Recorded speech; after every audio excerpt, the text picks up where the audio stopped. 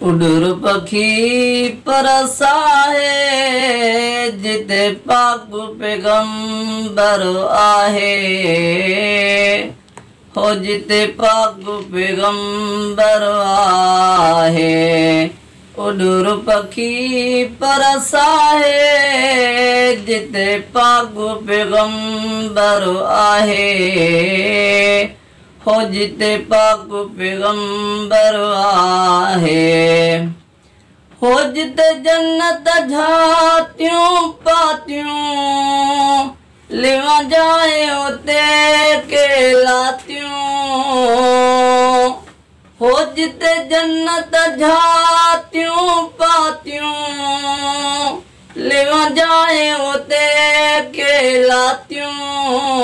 जिते रब पियो रहमत लाहे उते पहुच पखी परसाहे। उडुर पखी परसाहे जिते पाक पैगंबर आहे हो जिते पाक पैगंबर आहे। हो जिते हू जाहू कारा उते निर्मल नूर निजारा।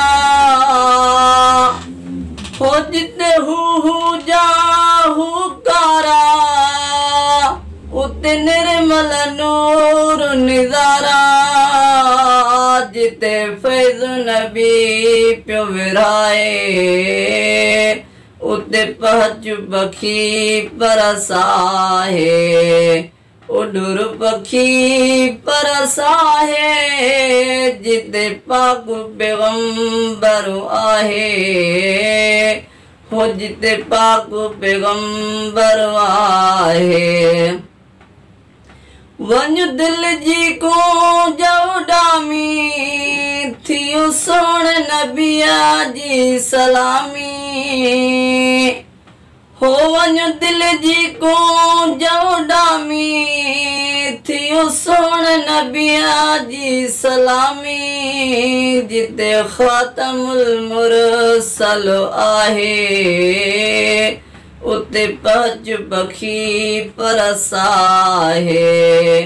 उडुर पखी परसाहे जिते पाक पैगंबर आहे हो जिते पाक पैगंबर आहे।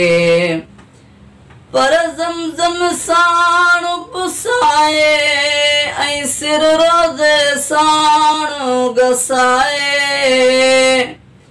पर ज़मज़म साण पुसाए ऐं सिर रोज़े साण गसाए। कजो अर्ज़ु सलीम जो ठाहे उते पहुच पखी परसाहे।